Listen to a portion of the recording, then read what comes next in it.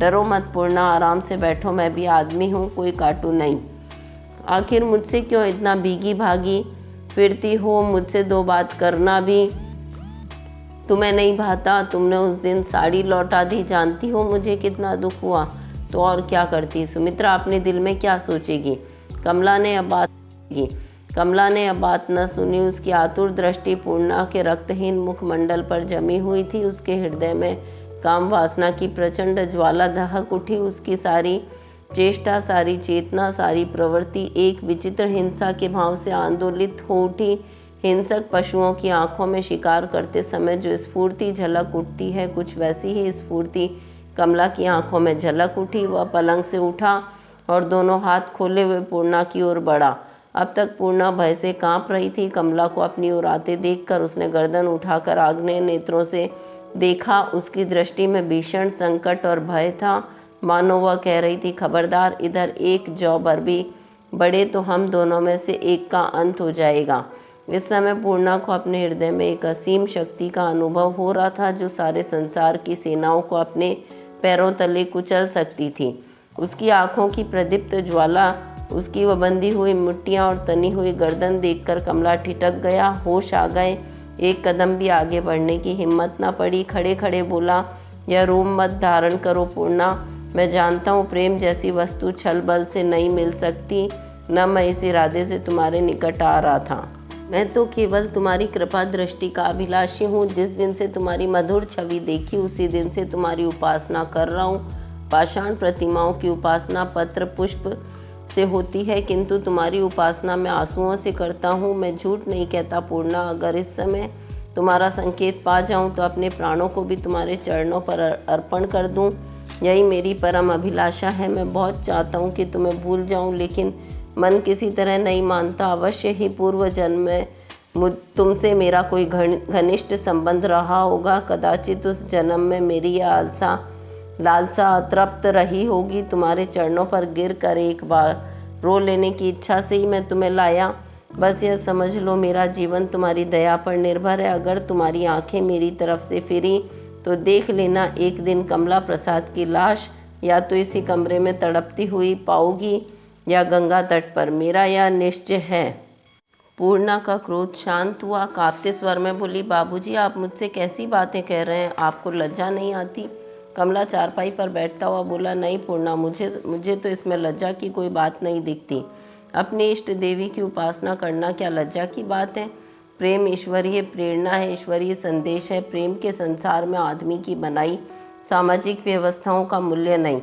विवाह समाज के संगठन की आयोजना है। जात पात केवल भिन्न भिन्न काम करने वाले प्राणियों का समूह है।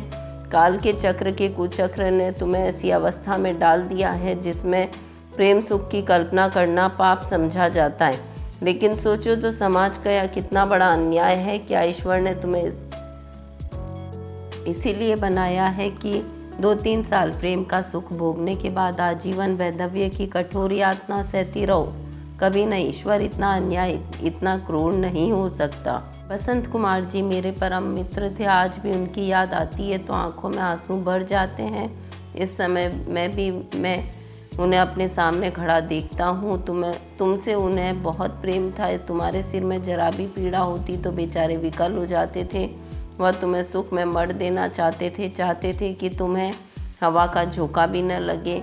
उन्होंने अपना जीवन ही तुम्हारे लिए अर्पण कर दिया था। रो मत पूर्णा। तुम्हें जरा उदास देखकर उनका कलेजा फट जाता था। तुम्हें रोते देखकर उनकी आत्मा को कितना दुख होता होगा। फिर यह आज कोई नई बात नहीं। इधर महीनों से तुम्हें रोने के सिवा दूसरा काम नहीं, और निर्दयी समाज चाहता है तुम जीवन पर्यंत रोती रहो। तुम्हारे मुख पर हास्य की रेखा भी न दिखाई दे, नहीं तो अनर्थ हो जाएगा। तुम दुष्ट हो जाओगी तो उस आत्मा को तुम्हारी यह व्यर्थ की साधना देखकर कितना दुख होता होगा। इसकी कल्पना तुम कर सकती हो? ईश्वर तुम्हें दुख के इस अपार सागर में डूबने नहीं देना चाहते। वह तुम्हें उबारना चाहते हैं, तुम्हें जीवन के आनंद में मग्न कर देना चाहते हैं। यदि उनकी प्रेरणा न होती तो मुझ जैसे दुर्बल मनुष्य के हृदय में प्रेम का उदय क्यों होता? जिसने किसी स्त्री की ओर कभी आंख उठाकर न देखा, आज वह तुमसे प्रेम की भिक्षा क्यों मांगता? मुझे तो यह देव की स्पष्ट प्रेरणा मालूम हो रही है। पूर्णा अब तक द्वार से चिपकी खड़ी थी, अब द्वार से हटकर वह फर्श पर बैठ गई। कमला प्रसाद पर उसे जो संदेह था वह अब मिटता जाता था। वह तन्मय होकर उसकी बातें सुन रही थी। कमला प्रसाद उसे फर्श पर बैठते देखकर उठा और उसका हाथ पकड़कर कुर्सी पर बिठाने की चेष्टा करते हुए बोला, नहीं नहीं पूर्णा, यह नहीं हो सकता। फिर भी मैं भी जमीन पर बैठूंगा। आखिर इस कुर्सी पर बैठने में तुम्हें क्या आपत्ति है? पूर्णा ने अपना हाथ नहीं छुड़ाया। कमला से उसे झिझक भी नहीं हुई। यह कहती हुई कि बाबूजी आप बड़ी जिद करते हैं, कोई मुझे यहाँ इस तरह बैठे देख ले तो क्या हो। वह कुर्सी पर बैठ गई। कमला का चेहरा खिल उठा। बोला, अगर कोई कुछ कहे तो उसकी मूर्खता है। सुमित्रा को यहाँ बैठे देखकर कोई कुछ न कहेगा। तुम्हें बैठे देखकर उसके हाथ आप ही छाती पर पहुँच जाएंगे। यह आदमी के रचे हुए स्वांग हैं और इन्हें मैं कुछ नहीं समझता। जहाँ देखो ढकोसला, जहाँ देखो पाखंड। हमारा सारा जीवन पाखंडमय हो गया है। मैं इस पाखंड का अंत कर दूंगा। पूर्णा, मैं तुमसे सच कहता हूँ, मैंने आज तक किसी स्त्री की ओर आंख नहीं उठाई। मेरी निगाह में कोई जचती ही न थी, लेकिन तुम्हें देखते ही मेरे हृदय में एक विचित्र आंदोलन होने लगा। मैं उसी वक्त समझ गया कि यह ईश्वर की प्रेरणा है। यदि ईश्वर की इच्छा न होती तो तुम इस घर में आती ही क्यों? उस वक्त तुम्हारा यहाँ आना भी ईश्वरीय प्रेरणा है, इसमें लेश मात्र भी संदेह न समझना। एक से एक सुंदरियाँ मैंने देखी, मगर इस चंद्र में हृदय को खींचने वाली जो शक्ति है वह किसी में नहीं पाई। यह कहकर कमला प्रसाद ने पूर्णा की कपोल को उंगली से स्पर्श किया। पूर्णा का मुख आरक्त हो गया। उसने झिझक कर मुँह हटा लिया, पर कुर्सी से उठी नहीं। यहाँ से आप भागना नहीं चाहती थी। इन बातों को सुनकर उसके अंतःस्थल में गुदगुदी हो रही थी, जैसा विवाह मंडप में जाते समय हर युवती के हृदय में होती है। कमला प्रसाद को सहसा साड़ियों की याद आ गई। दोनों साड़ियाँ अभी तक उसने संदूक में रख छोड़ी थी। उसने एक साड़ी निकालकर पूर्णा के सामने रख दी और कहा, देखो यह वही साड़ी है पूर्णा, उस दिन तुमने था। आज इसे मेरी खातिर स्वीकार कर लो। एक क्षण के लिए इसे पहन लो। तुम्हारी यह सफ़ेद साड़ी देखकर मेरे हृदय में चोट सी लगती है। मैं ईमान से कहता हूँ यह तुम्हारे वास्ते लाया था। सुमित्रा के मन में संदेह न हो इसलिए एक और लानी पड़ी। नहीं, उठाकर रखो मत, केवल एक ही क्षण के लिए पहन लो जरा। मैं देखना चाहता हूँ कि इस रंग की साड़ी तुम्हें कितनी खिलती है। न मानोगी तो ज़बरदस्ती पहना दूंगा। पूर्णा ने साड़ी को हाथ में लेकर उसी की ओर ताकते हुए कहा, कभी पहन लूँगी, इतनी जल्दी क्या है? फिर यहाँ मैं कैसे पहनूँगी? कमला प्रसाद, मैं हट जाता हूँ। कमरे की एक तरफ छोटी सी कोठरी थी, उसी में कमला प्रसाद कभी कभी बैठकर पढ़ता था। उसके द्वार पर चींट का पर्दा पड़ा हुआ था। कमला प्रसाद पर्दा उठाकर उस कोठरी में चला गया, पर एकांत हो जाने पर भी पूर्णा साड़ी न पहन सकी। इच्छा पहनने को थी, पर संकोच था कि कमला प्रसाद अपने दिल में न जाने क्या आशय समझ बैठे। कमला प्रसाद ने पर्दे की आड़ से कहा, पहन चुकी, अब बाहर निकलूं?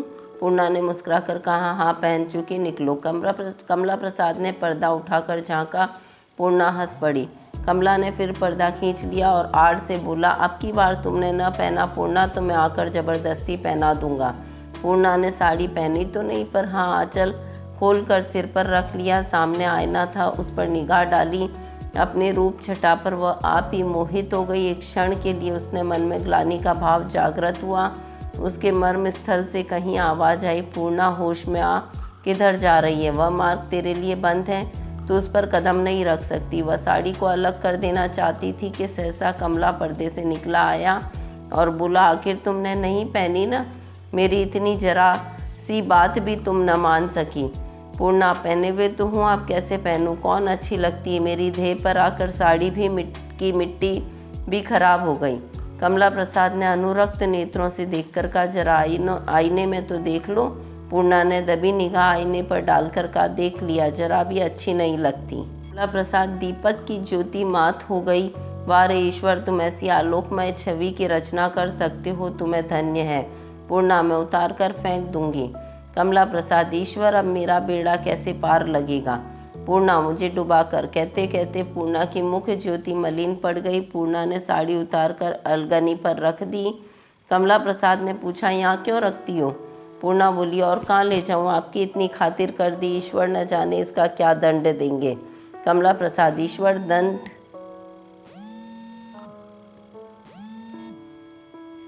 कमला प्रसाद, ईश्वर दंड नहीं देंगे पूर्णा, यह उन्हीं की आज्ञा है। तुम चिंता ना करो, खड़ी क्यों हो, अभी बहुत रात है, क्या अभी से भाग जाने का इरादा है? पूर्णा ने द्वार के पास जाकर कहा, अब जाने दो बाबूजी, क्यों मेरा जीवन भ्रष्ट करना चाहते हो? तुम मर्द हो, तुम्हारे लिए सब कुछ माफ़ है, मैं औरत हूँ, मैं कहाँ जाऊँगी? दूर दूर तक सोचो, अगर घर में जरा भी सुनगुन हो गई तो जानते हो मेरी क्या दुर्गति होगी। डूब मरने के सिवा मेरे लिए कोई और उपाय न रह जाएगा। इसकी सोचिए, आप मेरे पीछे निर्वासित होना पसंद करेंगे और फिर बदनाम होकर कलंकित होकर जिए तो क्या जिए? नहीं बाबूजी, मुझ पर दया कीजिए, मैं तो आज मर जाऊं तो किसी की हानि न होगी, वरन पृथ्वी का कुछ बोझ हल्का होगा, लेकिन आपका जीवन बहुमूल्य है, उसे आप मेरे लिए क्यों बाधा में डालिएगा? ज्यों ही कोई अवसर आएगा आप हाथ झाड़कर अलग हो जाइएगा, मेरी क्या गति होगी इसकी आपको उस वक्त जरा भी चिंता न होगी। कमला प्रसाद ने जोर देकर कहा, यह कभी नहीं हो सकता पूर्णा, जरूरत पड़े तो तुम्हारे लिए प्राण तक दे दूं, जब चाहे परीक्षा लेकर देखो। पूर्णा, बाबूजी यह सब खाली बात ही बात है, इसी मोहल्ले में 2-1 ऐसी घटनाएं देख चुकी हूँ, आपको न जाने क्यों मेरे इस रूप पर मोह हो गया, अपने दुर्भाग्य के सिवा इसे और क्या कहूँ। जब तक आपकी इच्छा होगी अपना मन बहलाइएगा, फिर बात भी न पूछिएगा। यह सब समझ रही हूँ, ईश्वर को आप बार बार बीच में घसीट लाते हैं, इसका मतलब भी समझ रही हूँ। ईश्वर किसी को कुमार्ग की ओर नहीं ले जाते, इसे चाहे प्रेम कहिए चाहे वैराग कहिए, लेकिन है कुमार्गी। मैं इस धोखे में नहीं आने की, आज जो कुछ हो गया, अब भूलकर भी मेरी ओर आंख न उठाइएगा, नहीं तो मैं यहाँ न रहूँगी। यदि कुछ न हो सकेगा तो डूब मरूँगी। ईंधन न पाकर आग आप बुझ जाती है, उसमें ईंधन न डालिए। कमला प्रसाद ने मुंह लटका कर कहा, पूर्णा मैं तो मर जाऊँगा, सच कहता हूँ मैं जहर खाकर सो रहूँगा और हत्या तुम्हारे सिर जाएगी। यह अंतिम वाक्य पूर्णा ने सुना था या नहीं हम नहीं कह सकते। उसने द्वार खोला और आंगन की ओर चली। कमला द्वार पर खड़ा ताकता रहा, पूर्णा को रोकने का साहस न हुआ। चिड़िया एक बार दाने पर आकर फिर न जाने क्या आहट पाकर उड़ गई थी। इतनी देर में पूर्णा के मनोभावों में कितने रूपांतर हुए, वह खड़ा यही सोचता रहा। वह रोष, फिर वह हास विलास और अंत में यह विराग, यह रहस्य उसकी समझ में न आता था। क्या वह चिड़िया फिर दाने पर गिरेगी? यही प्रश्न कमला के मस्तिष्क में बार बार उठने लगा। स्वर रश्मि के, मुंशी प्रेमचंद की कहानी प्रतिज्ञा।